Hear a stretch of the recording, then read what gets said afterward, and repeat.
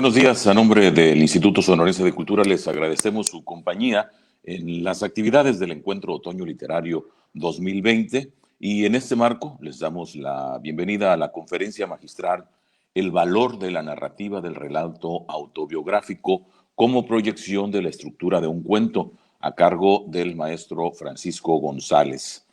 Francisco González Gagiola es originario de Mocorito, Sinaloa. Hizo sus estudios de primaria hasta la preparatoria en Ciudad Obregón, Sonora. Cursó la licenciatura en Letras en la Escuela de Altos Estudios en la Universidad de Sonora en 1975.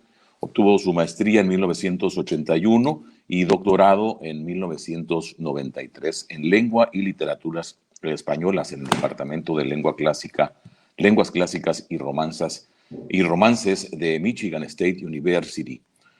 Obtuvo su posgrado en la Facultad de Formación del Profesorado de la Universidad de Barcelona en 2003. Es profesor de Didáctica de la Lengua y la Literatura y Teoría Literaria en el Departamento de Letras Lingüísticas de la Universidad de Sonora. Director de un taller de autobiografía en la misma Universidad de Sonora. Director del taller de autobiografía, le decíamos, en el cual ha editado 6 compendios de autobiografía sonorense. Es miembro de la Asociación de Escritores de Sonora, ESAC, y reconocido por la misma organización por su trayectoria literaria y por su aportación a la lectura y la escritura en el año 2010. Es reconocido con la medalla Plumbagos Saguaros del colectivo internacional Cautivos por las Letras y las Artes en el año 2013. Es escritor homenajeado por el Instituto Sonorense de Cultura en la Feria del Libro de Hermosillo, la FELI 2018, y debido a ello, la publicación de una antología de textos creativos, de divulgación, de investigación, ensayos varios y poesía, Río sin Riberas, en 2018. Reconocido por su destacada labor como escritor y promotor de la lectura y en beneficio de la niñez y juventud sonorense por la editorial Mini Libros de Sonora en 2019. Maestro Francisco González Gagiola, le damos la bienvenida, le dejamos la palabra. Gracias por estar con nosotros en Otoño Literario 2020.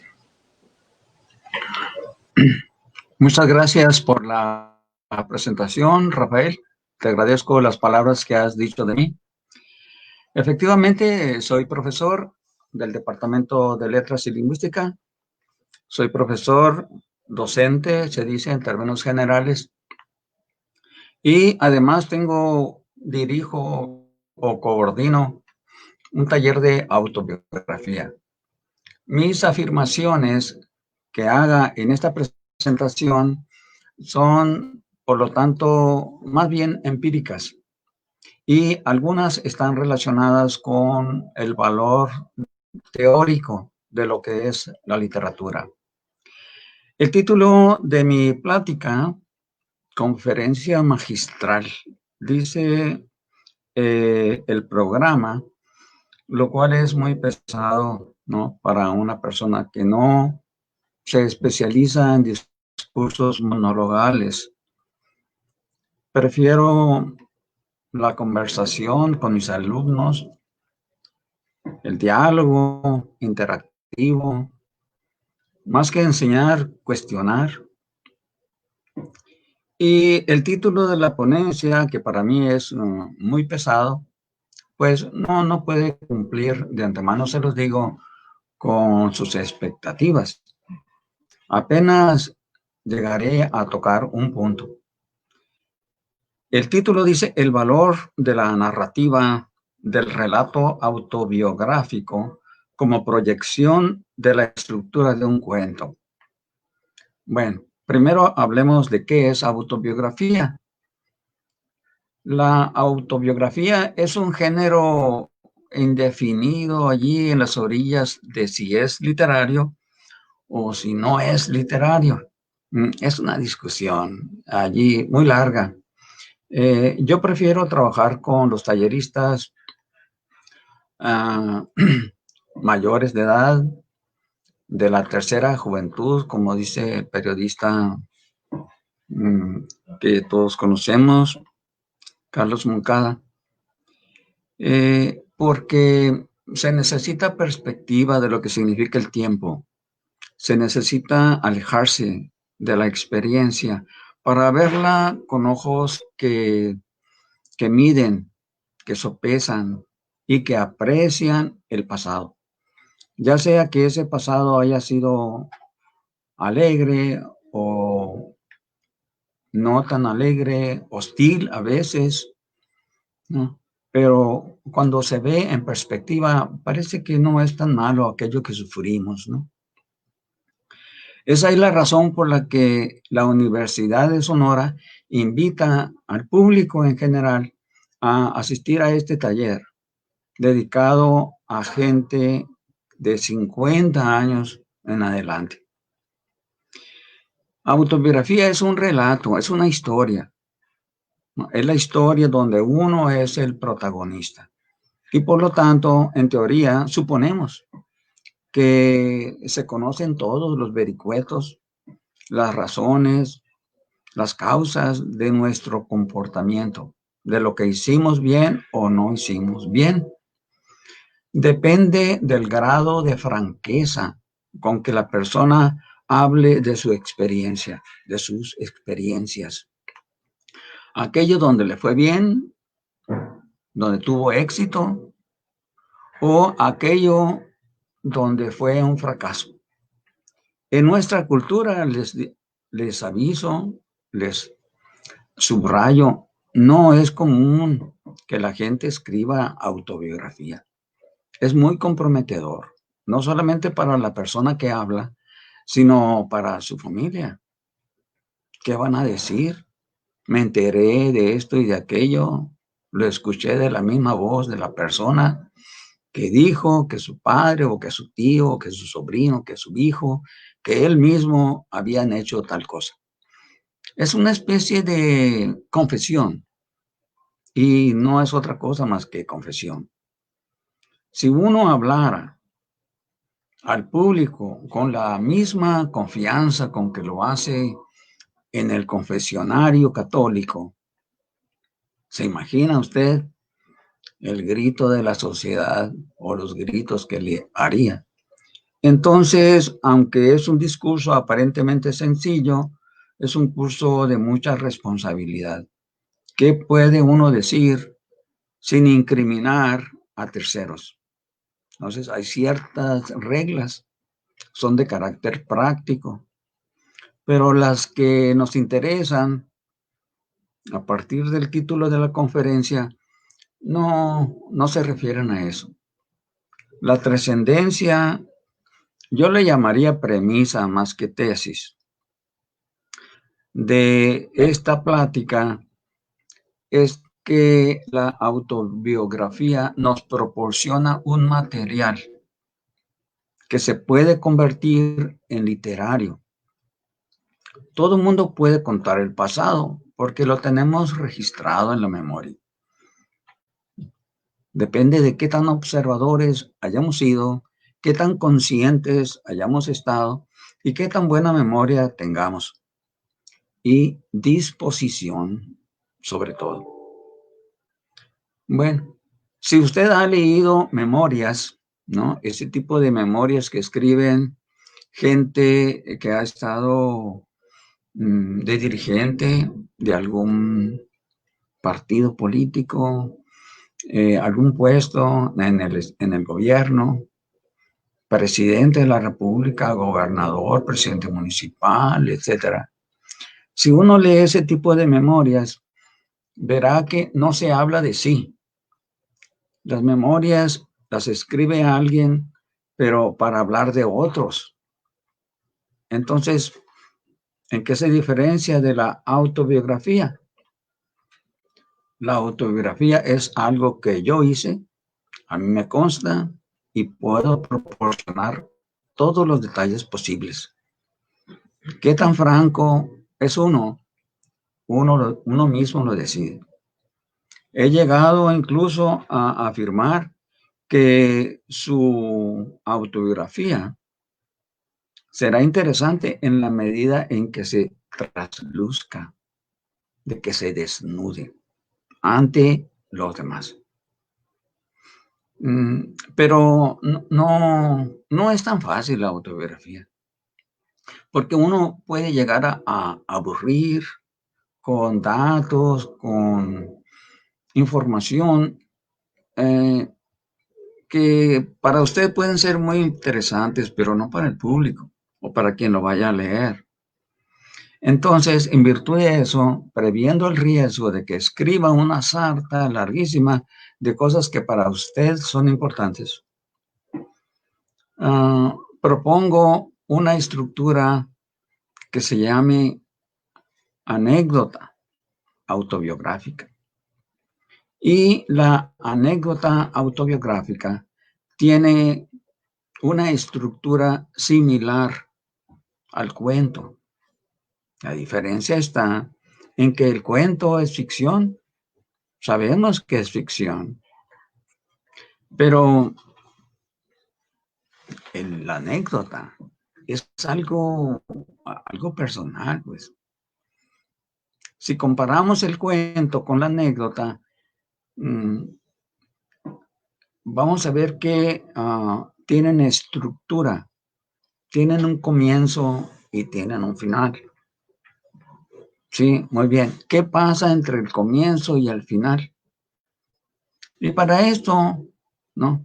Para contar lo que sucede desde el principio al final, pues hay recetas, hay fórmulas.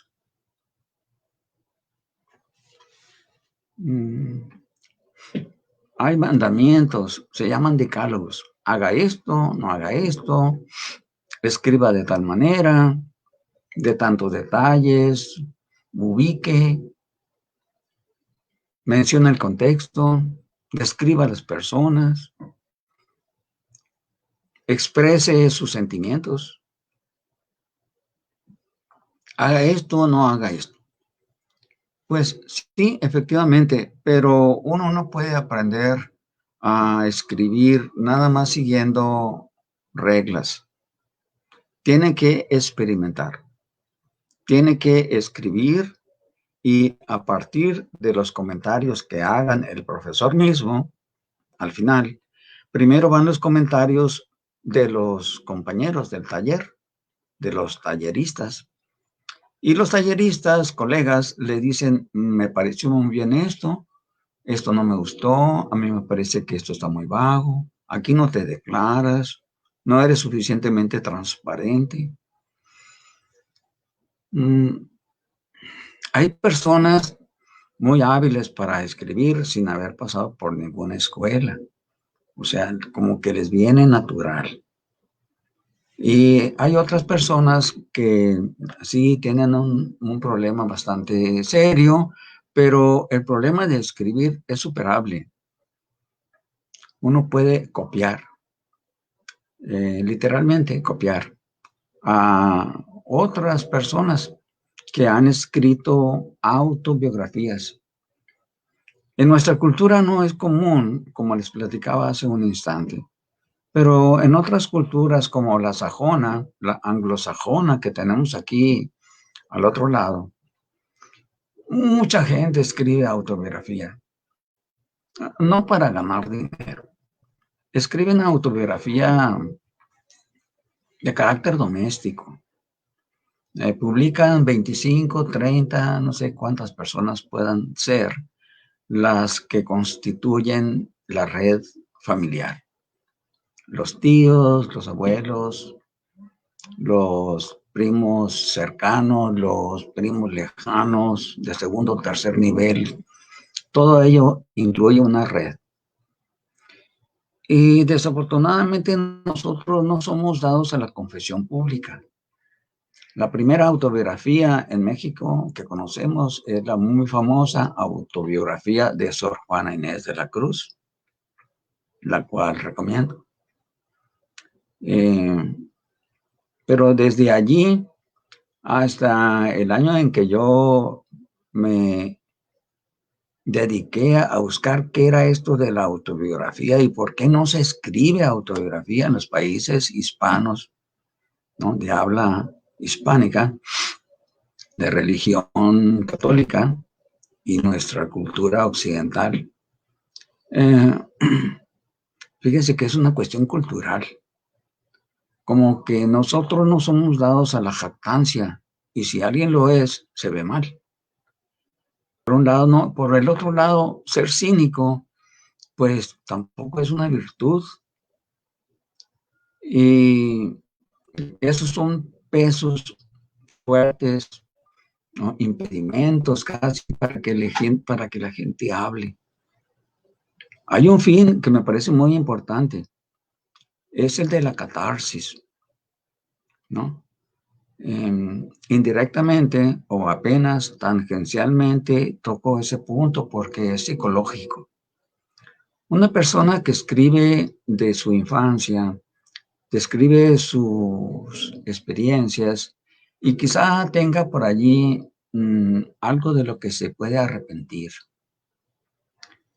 Le sucede a todo mundo o casi todo el mundo. A algún pecado, ¿no? Utilizando la terminología religiosa, que no se puede cubrir, ni aún yendo al confesionario católico.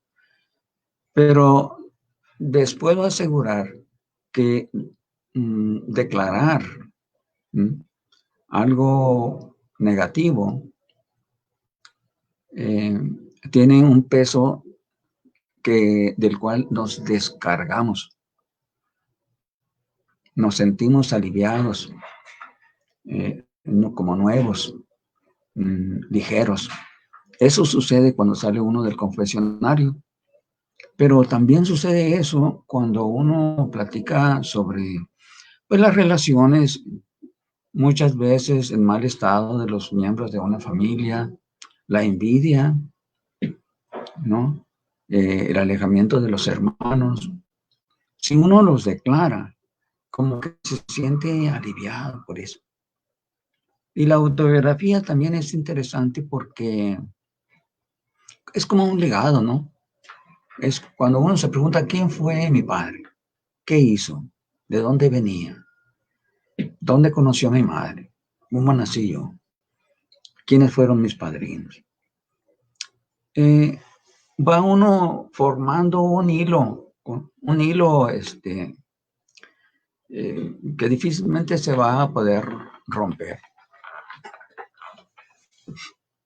Nunca terminará usted de escribir su autobiografía porque, pues, no puede uno hablar de su fallecimiento. Es una razón de tipo práctica, ¿no? Me parece curioso también. Pero la mayor parte de su vida sí la puede escribir. Hay un escritor hispanoamericano, Benedetti. En una de sus novelas, creo que es Gracias por el fuego, un personaje en la novela comenta con otro y le dice que una persona que no ha tenido eventos importantes en su vida no puede escribir su autobiografía. No, pues a mí no me ha pasado nada. Yo llevo 30 o 40 años de burócrata y he asistido todos los días, nunca he faltado a la oficina. No tiene caso que escriba mi autobiografía. Eso no es verdad. A todos nos ha pasado una cosa, dos cosas, muchas cosas de las cuales podemos hablar. El renglón o el mandamiento que impera en esta situación es la de no aburrir. Esa es la primera regla. Si usted va a escribir algo que aburra, mire, nadie lo va a leer. Bueno, no cabe duda que sus hijos quizá o sus allí muy allegados y le van a decir que está bien escrito. Pero no más. ¿Cómo no aburrir? Bueno, entonces es cuando entra el taller de autobiografía para decirle, mire, vamos a seguir una estructura, vamos a seguir un patrón. Y ese patrón es el del cuento. Estoy hablando del cuento, entre comillas, ¿no? Porque es muy difícil definirlo. En realidad hablamos de un relato, ¿no? En el género narrativa, el macrogénero que se llama narrativa, es un género que nos invita a comprender la realidad, a comprender la vida, a comprender sus vicisitudes, sus vaivenes. Cuando uno escribe un evento, se pone a pensar, ¿y esto qué trascendencia tiene para mí? ¿Qué significado le otorgo? ¿Cómo explica mi vida? Y entonces aquello que parecía plano adquiere una trascendencia más allá de lo ordinario, mayor interés, porque sin llegar a ser pedante, uno puede hablar de la filosofía de vida propia, personal, y entusiasmar a otras personas para que hagan lo mismo. Como le decía hace un momento, uno asiste a talleres de poesía, a talleres de novela, a talleres de teatro,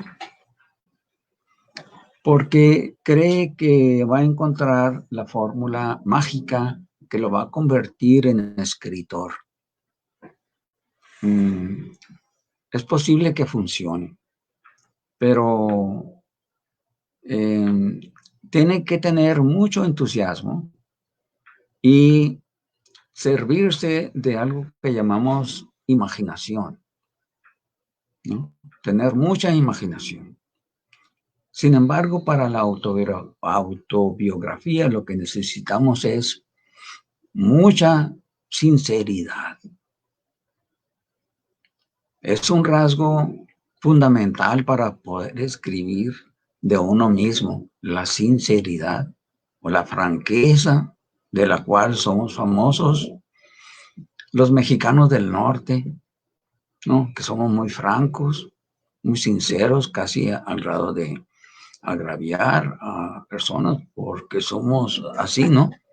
Eso es bastante discutible, yo sé, pero es la primera regla. Esa regla se la atribuyen a un escritor norteamericano llamado Henry James.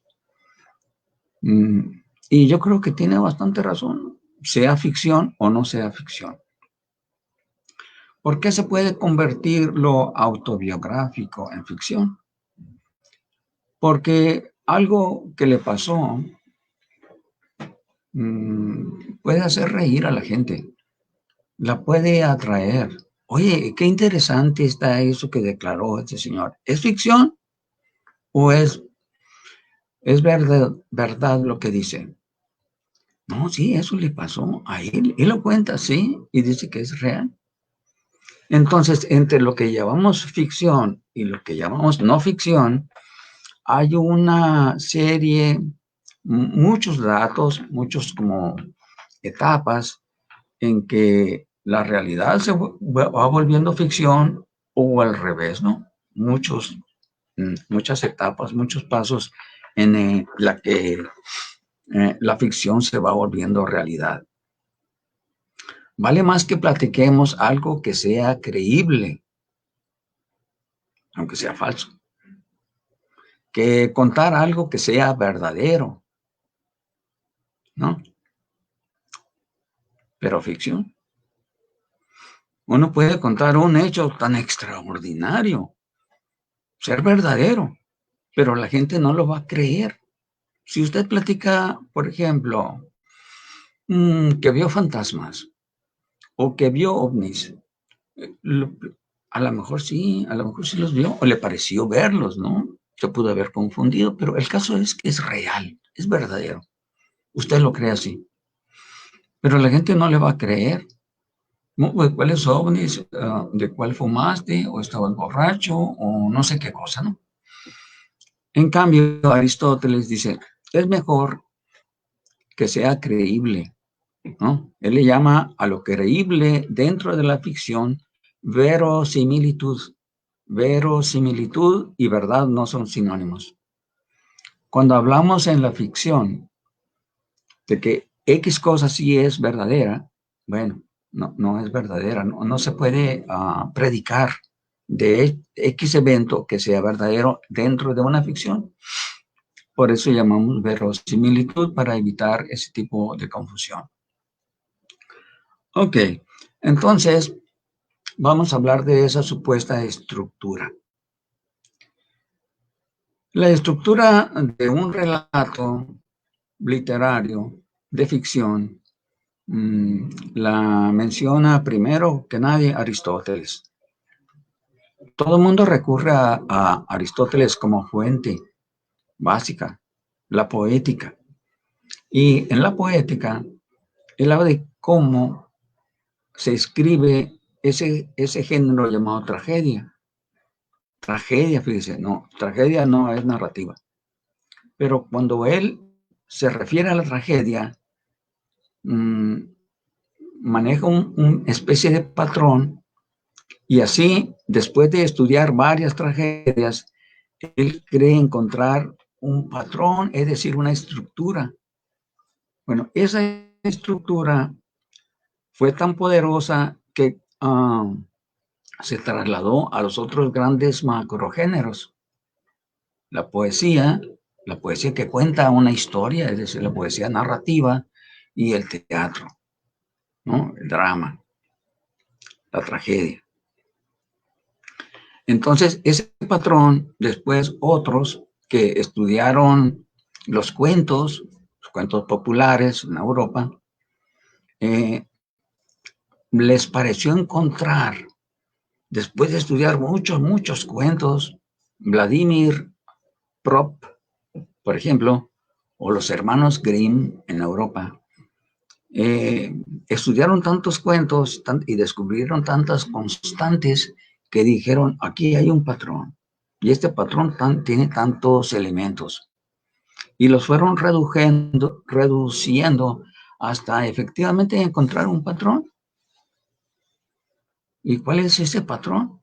Bueno, vamos a hablar de la estructura del relato de ficción, del relato popular, del cuento llamado de hadas.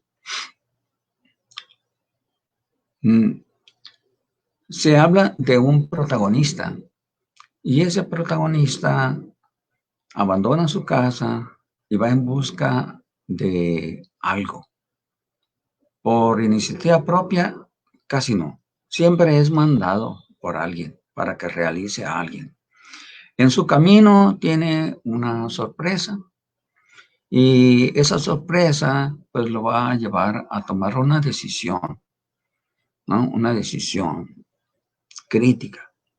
Si el protagonista no supera ese problema sorpresivo que se encontró en el camino, pues se regresa a su casa y ya no hay historia. Tiene que tomar la decisión crítica apropiada y continuar. La mejor manera de representarnos el relato, ¿no? En lo que llamo cuento, aunque no sea sinónimo, el relato literario es una línea, como una flecha que se va tensando hacia arriba, siempre va comprometiendo al lector, porque la intriga lo va tensando, la línea se va tensando, la flecha se va tensando, hasta llegar a un momento en que se quiebra, ¿no? Es una línea que sale, llega al punto máximo, al que llamamos clímax, y ese cae, y se terminó la historia. ¿Qué tan simple o qué tan compleja es la historia que usted cuente?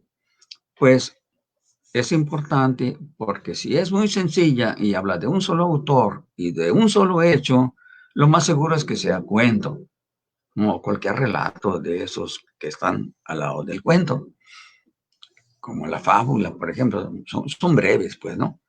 Si usted la vuelve muy complicada y aparece más de un protagonista, aparecen muchos personajes, aparecen muchos problemas, muchos conflictos entre sí, tenemos una novela.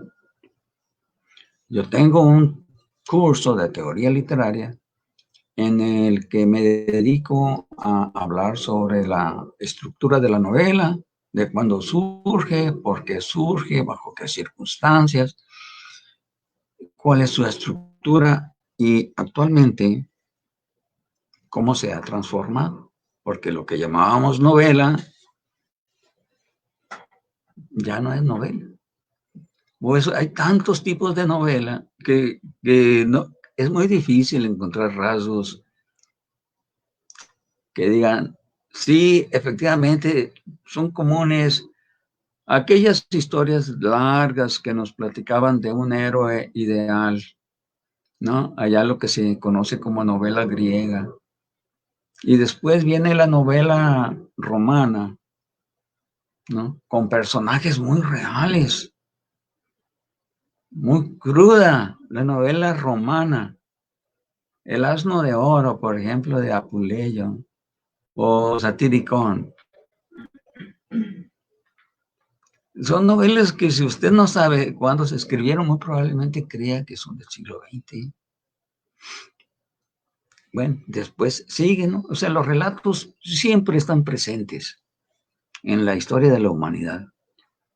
La sociedad no puede prescindir de relatos. Siempre estamos platicándonos relatos. Fíjate, le dice una persona a la otra, lo que me pasó ayer. Y es algo intrascendente, pero bueno, para el círculo de 2, 3 personas puede ser cómico, puede ser curioso, puede ser raro. No sé, lo que ocurre ahorita, ¿no? Por la enfermedad o por el grado de inseguridad, se cuentan tantas historias, muchas ni siquiera son reales, ¿no? El ser humano tiene necesidad de contarse cosas, les llamemos como les llamemos. Pueden ser noticias, mitotes, chismes, reportajes, noticias, todos son relatos, porque el ser humano lee cuentos no solamente para entretenerse, sino para conocer el mundo. El mundo, lo que llamamos mundo, la realidad fuera de nosotros, viene a nosotros en forma de relatos. Por eso es que es tan importante la de primera mano. ¿Cuál es la de primera mano? La de aquel personaje que cuenta desde su propia perspectiva lo que le pasó.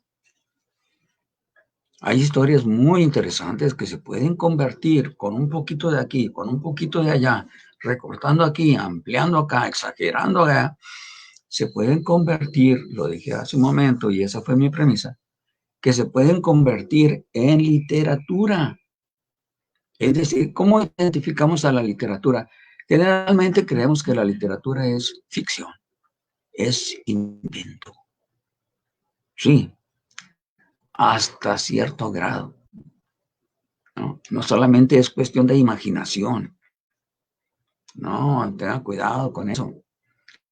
Si no sabe de lo que está hablando, si no conoce, tenga mucho cuidado. Hay que informarnos bien, bien, impregnarnos de la temática.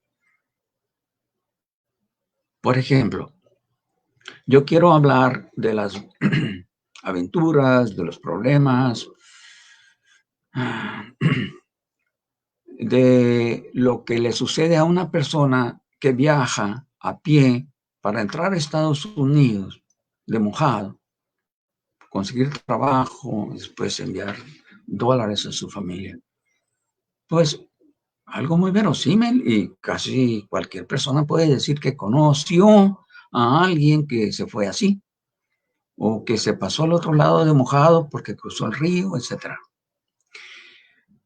Lo que se aconseja en estos casos es que primero conozca y si es posible experimente en carne propia. Muchos escritores hacen eso, ¿eh? Conozco escritores que se han ido de mojados, atravesando el desierto, ¿no? Descubriendo que aquel que llamaba usted amigo lo traiciona, que lo deja medio muerto para quitarle los cuantos dólares que traían.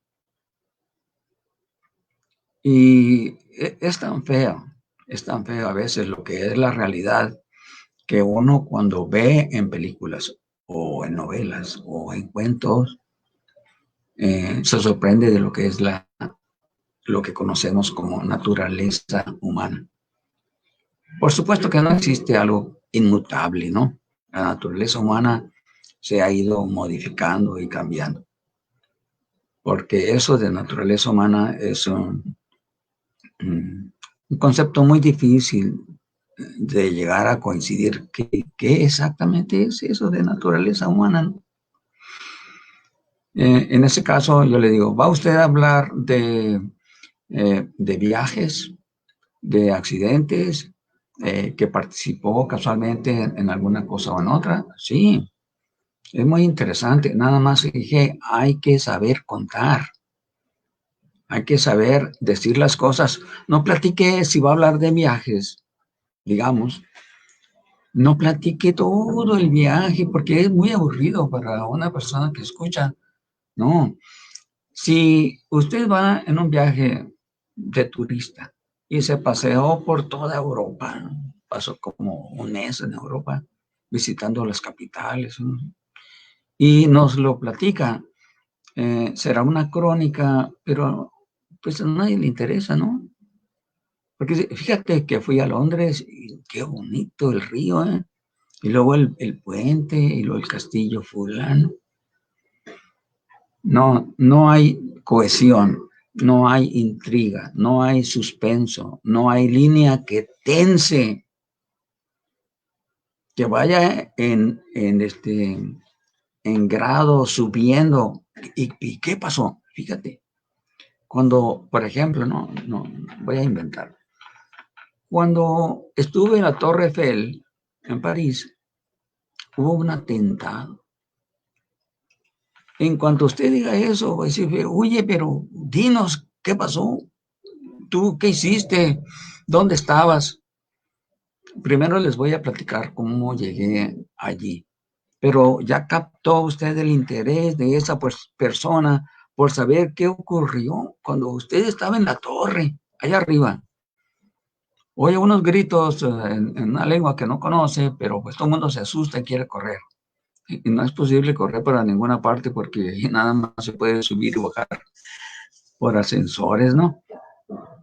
Eh, Inmediatamente despierta el interés y usted ahora se puede graduar el relato dando información paso por paso mmm, para contarnos y cómo terminó aquello. Pues porque si usted está con vida y lo puede contar, pues habrá intervenido la policía de alguna manera, no sé, habrá habido algún héroe anónimo, quién sabe cómo haya sido.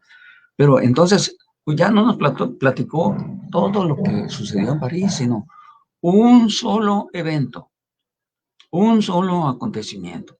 Y real, además, real. Ok, ahí tiene la materia prima.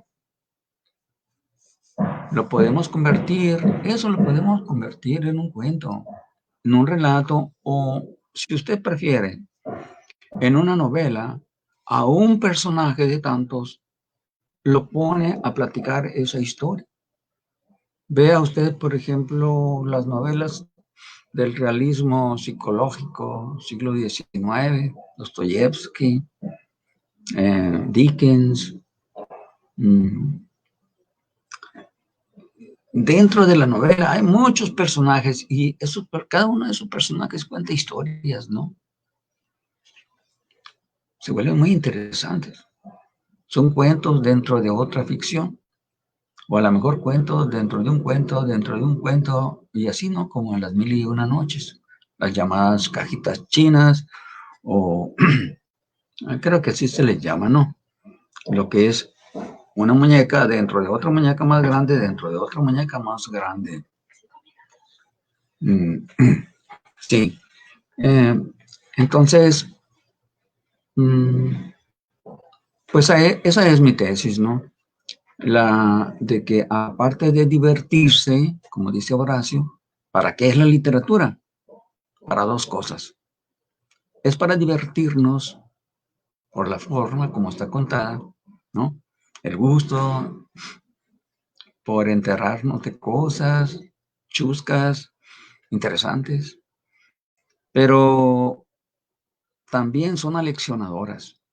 Tienen un carácter útil, ¿no? Es útil cuando aquello tiene un fin didáctico o se desprende y concluye en algo útil, aprovechador. Horacio dice algo así como prodesse et delectare, es decir, aprovechar y deleitar. Ese es el fin de la literatura. La autobiografía no es necesariamente literatura. No, no lo es. Y hay una discusión grande allí sobre su naturaleza o su valor. No discuto esto porque más bien es teoría. Con la gente que va al taller, yo prefiero decirle, platícame algo de tu vida que sea interesante. Y luego te voy a decir qué cosas puedes quitar, qué cosas tienen sentido, tienen orden. Y luego, cuando quieras subir de volumen y convertirte en escritor, te voy a decir, todo lo que nos has platicado suena muy interesante, ahora conviértelo en otra cosa.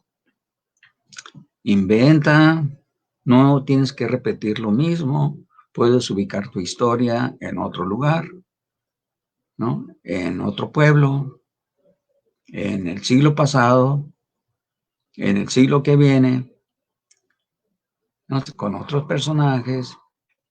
No quieres mencionar tu familia, mencionar la familia de otra persona, pero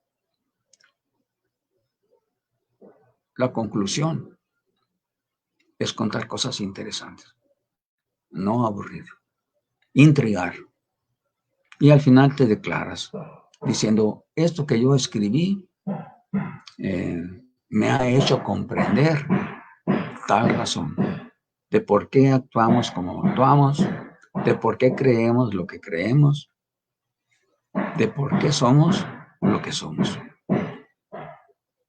Si usted quiere ver una perspectiva de destino o de sentido trascendente, pues puede recurrir a la religión, a la filosofía, a la ciencia, pero no necesariamente.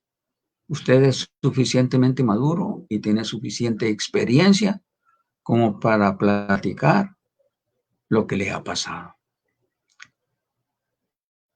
Y con esta última afirmación cierro mi plática de esta mañana. Muchas gracias. Al contrario, maestro Francisco González de Giola, gracias a usted por esta extraordinaria conferencia que nos ha ofrecido el valor de la narrativa del relato autobiográfico como proyección de la estructura de un cuento en el marco del Otoño Literario 2020, organizado por el Gobierno del Estado de Sonora y el Instituto Sonorense de Cultura. Gracias a usted, maestro, y gracias a quienes nos estuvieron acompañando a lo largo de esta transmisión. Les invitamos para que estén pendientes de la página y redes sociales del Instituto Sonorense de Cultura para continuar pues con las actividades todavía hasta el domingo del Otoño Literario 2020. Gracias, buen día. Saludos. Muchas gracias a ustedes, los organizadores. Muchas gracias, Rafael. Al contrario, un abrazo. Igualmente.